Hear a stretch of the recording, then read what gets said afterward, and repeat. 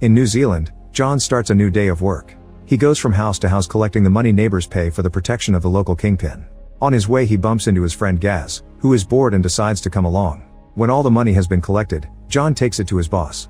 Shelton shows him an explosive vest that his sister Kelly has been building, and John is immediately interested in her. However, Shelton drags him away for a serious talk. The Chinese mafia is looking to set up shop in this town, starting by using Wali's antique shop as a gambling drop. Shelton refuses to give up control of his town, so he has a plan. A shipment of crime money will be dropped off at the antique store and Shelton wants John and Gaz to intercept it. Afterward the boys go to the bowling club for a drink and discuss what they'd do if they had money like Shelton. Gaz points out that the shipment will be in the store for anyone to steal and says that they should take it for themselves, but John is too scared of Shelton to act behind his back. Later at the cemetery, Kelly finds John drinking beer in front of his parents' graves. John admits he wants to start his own organization, so Kelly points out that he needs to grow some nuts to do so. When John goes home, his landlady tells him he needs to move out before 6. It turns out he's been living in her garage and now she needs it for an actual car. John doesn't have anywhere to go, so he looks in the mirror and hypes himself up until he's brave enough to call Gaz to agree to do the robbery. At the antique store, he meets with Gaz and they wait for the shipment to arrive. A car soon arrives and brings out a tire, so John assumes the money is hidden there. After leaves, the boys put on some masks and Gaz reveals he's brought his mother's gun. The duo rushes into the shop and they ask Wali where the Chinese money is, so he points at the tire. A quick cut confirms the tire is full of cash and John takes it all while Wali calls them idiots for stealing from the mafia. John also sees a bracelet on display and takes it as a gift for Kelly. At that moment Gaz sees a car approaching and runs through the back door. Before John follows him, Wali warns him that the bracelet is very dangerous. If he uses it, a demon will come for him. John ignores him and finally runs to join Gaz. Wen enters the store and gets angry when he sees that the tire has been emptied, so he tries to run after the boys with a blade in hand. Outside, John uses a box cutter on one of the tires on Wen's car before joining Gaz in his vehicle. Wen almost catches up to them but Gaz manages to start his car just in time to drive off. Minutes later the duo reaches a hideout in the woods. Suddenly 2 people jump on John and capture him before passing the bag of money to Shelton, who knew about the plan all along because Gaz betrayed his friend. He checks John's pockets and finds the bracelet, so he puts it on John's wrist to mock him for liking girly things. Then Shelton orders Gaz to kill John, but Gaz can't bring himself to do it. A thug named Damage volunteers and Gaz tries to leave, but Shelton forces him to watch. However, when Damage shoots, the bullet goes backwards and hits Terry in the eye. Gaz doesn't have any more bullets because his mother keeps them locked up, so John uses the chance to run. While some of Shelton's thugs go after John, Officer Lei shows up to remind them that they aren't supposed to discharge firearms in public. Shelton uses the Chinese money to buy his silence. Meanwhile, John hides inside an abandoned trailer and watches his pursuers run ahead without noticing. Then he looks at the bracelet and notices it has a strange button. Suddenly he hears a voice telling him to press it and John is shocked to see himself at the back of the trailer. He runs away while the second John yells that he'll know when to push the button. Eventually John has to stop running to throw up. The thugs finally get to catch him and dunk his head in dirty water, trying to drown him. Not knowing what else to do, John presses the button. Things look blurry for a while and his body feels funny. When he looks up, he finds himself alone and the trailer is empty. John returns to the hideout and is surprised to see himself surrounded by Shelton and his people. It turns out the bracelet has sent him 5 minutes back in time. The chase starts for this John too, so future John runs to hide in the trailer and waits for his present self to tell him about the button, recreating the scene. Moments later, Kelly finds John and tells him that Shelton's gang is still looking for him to kill him. She's also very impressed by what John did and thinks he should take the money back, saying that Shelton has hidden it in the basement. John refuses and wants to escape, so Kelly admits she doesn't want him to run away and leaves. Suddenly Wen appears behind John pointing a gun at his head. He tells him to use the bracelet to get the money back or he'll kill him and Kelly. He gives him a card with the address of an inn where they'll meet tonight. Afterward John presses the button and goes back in time. He hears the gunshot and immediately hides behind some trash to watch the 2 other Johns hide in the trailer. After everyone is gone, he decides to press the button again and goes back another 5 minutes. Then he hides further back and watches how the 3rd John observes the first 2. When John is about to press the button again, another John shows up to stop him. They don't understand what changed this time, so they go looking for a friend who can help. They knock on a container and say the password before Jay comes out ready to shoot his slingshot. He's confused by the sight of 2 Johns, so they tell him what happened. Jay takes a close look at the bracelet and recognizes the demon toady, who is known for eating everything in sight and then itself. The bracelet was made in ancient China and hidden in the mountains by a monk. When war took over the country, the monk gave the bracelet to a warrior named Wali, who was eager to use this power to save his homeland. The monk warned him that if he met himself while time traveling the demon would come for him, but Wali ignored him. Using the bracelet, Wali easily won the war by going back in time every time he lost a fight and trying again with the new knowledge. The country called him a hero and gave him riches, but he could only think about one thing: meeting himself. One day he finally gave in and pressed the button to make another Wally appear. Soon the demon came for him and killed him. Jay tells the Johns to press the button at the same time so everyone will go back, but they have to pay attention to what each of them is doing. The Johns don't want to go to Shelton's because they'll be killed on the spot, so they decide they'll get the money by robbing a bank instead. They go to the store to get a bag, masks, and 2 toy guns that they paint black to make them look real. The Johns burst into the bank but barely get to say a word before an armed lady shoots one of them. The other John immediately runs away and hides in a public bathroom, where he decides to press the button again. He reappears 5 minutes ago and finds a man already using the toilet, so John goes out while tourists take the chance to take pictures of the bathroom.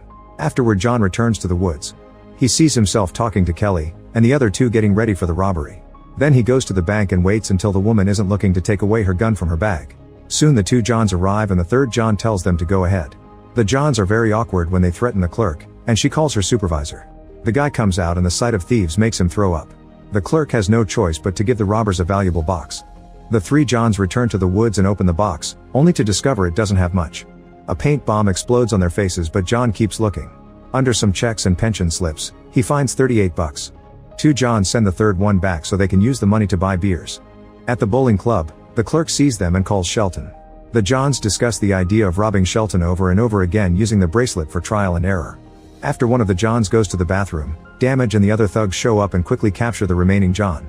He tries to press the button but the thugs are keeping his arms apart, so Damage stabs him with a knife. As John's body falls, he presses the button and reappears in the club without the wound. He runs to the bathroom and hides in a stall to wait until the 2nd John shows up.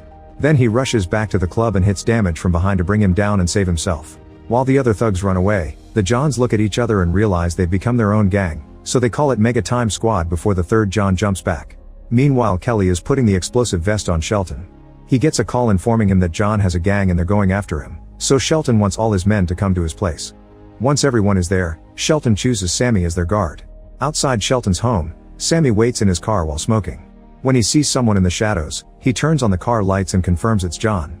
Sammy raises the gun but can't bring himself to shoot a former friend. Suddenly he's startled by the 2nd John, but he thinks having a copy is cool. Sammy agrees that Shelton has been a jerk lately, so he lets the Johns pass.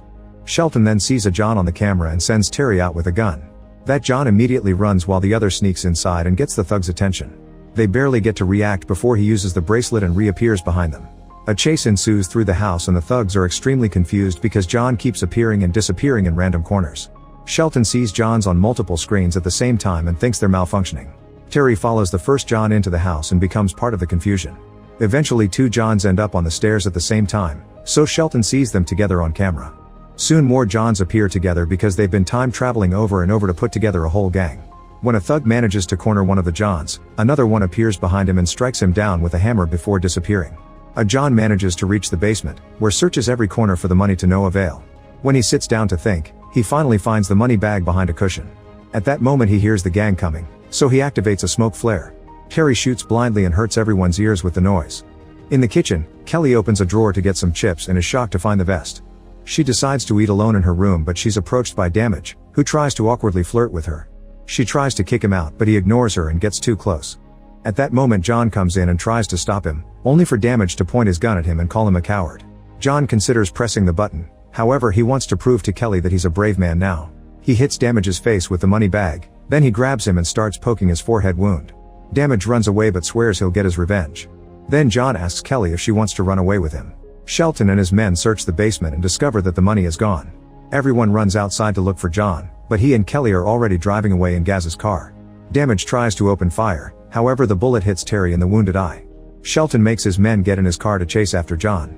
After everyone is gone, 4 Johns come out of the house and realize they've pressed the button too many times. They go home and discover that the landlady has already thrown all of John's things away. Her son is currently burning those things, so the Johns surround him and intimidate him until he gives them his car keys. Moments later John and Kelly arrive at the inn and ask about Wen, who hasn't arrived yet. They decide to rent a room while they wait, and while having a snack, John shares the story of how he ended up working for Shelton. In return, Kelly reveals she came to live with her brother because she blew up her school. She had been tired of being harassed by other students, so she used the school lab to make a bomb. John thinks this is very cool, and they end up kissing. The new couple is about to get naughty, but they're interrupted when the other Johns enter the room. An argument ensues as they start blaming each other for pressing the button too much or not at the right moment. Kelly spots them and points out that with so many of them, They could overpower Wen and keep the money. This only causes another argument because they don't want to share it, and Kelly calls them egomaniacs. Outside, Lei finds Gaz's car and calls Shelton to tell him the location. In the inn room, everyone has fallen asleep. John wakes up and goes to the bathroom, and soon a second one does the same. However, they don't bump into each other and find it suspicious, so they argue again until one of them goes outside for fresh air. He hears a noise and turns around to notice that some plants have been moved. Suddenly he's startled by someone behind him. When Kelly comes to the door to close it, she finds John 1 bleeding on the floor. Her screams wake up the other 3, and John 2 comes out to check on his bleeding buddy. At that moment the mysterious killer appears inside and drags John 3 away. Kelly and John 4 run out of the room while John 5 stays to grab the money bag. Since the killer is now coming for him, he rushes to hide in the nearest room and blocks the door with the ironing board. Then he tries to escape through the window, but it's too high for him to jump. In the corridor, Kelly and John 4 see the gang coming out of the elevator, so they take the stairs. They make it to the manager's door, but it's locked and he won't answer. The gang corners them and Damage tries to attack them, so Kelly kicks him in the groin to bring him down.